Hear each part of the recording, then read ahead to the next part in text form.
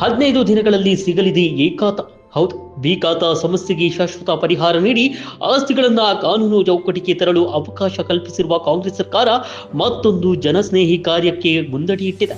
ಖಾತಾ ಪರಿವರ್ತನೆ ವಿಳಂಬ ಪ್ರಕ್ರಿಯೆ ಬಗ್ಗೆ ಅರಿತ ಸರ್ಕಾರ ಗ್ರೇಟರ್ ಬೆಂಗಳೂರು ಪ್ರಾಧಿಕಾರದ 5 ಪಾಲಿಕೆಗಳ ವ್ಯಾಪ್ತಿಯಲ್ಲಿ 15 ದಿನಗಳಲ್ಲಿ ಬಿ ಖಾತಾದಿಂದ ಎ ಖಾತಾ ಅನುಮೋದನೆ ನೀಡಲು ಸೂಚಿಸಿದೆ.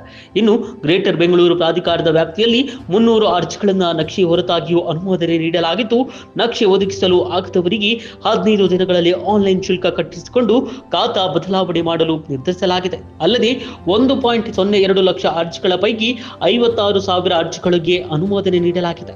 15 ದಿನಗಳಲ್ಲಿ ಎ ಖಾತಾ ಇದು ಕೇವಲ ಘೋಷಣೆಯಲ್ಲ, ಇದು ನುಡಿದಂತೆ ನಡೆಯುತ್ತಿರುವ ನಿಜವಾದ ಜನಪರ ಆಡಳಿತ. ಜನರ ಸಮಸ್ಯೆಗೆ ಸ್ಪಂದಿಸಿ ಪಾರದರ್ಶಕ, ವೇಗದ ಮತ್ತು ಜನಸ್ನೇಹಿ ಆಡಳಿತ ನೀಡುತ್ತಿದೆ ಕರ್ನಾಟಕ ಕಾಂಗ್ರೆಸ್ ಸರ್ಕಾರ.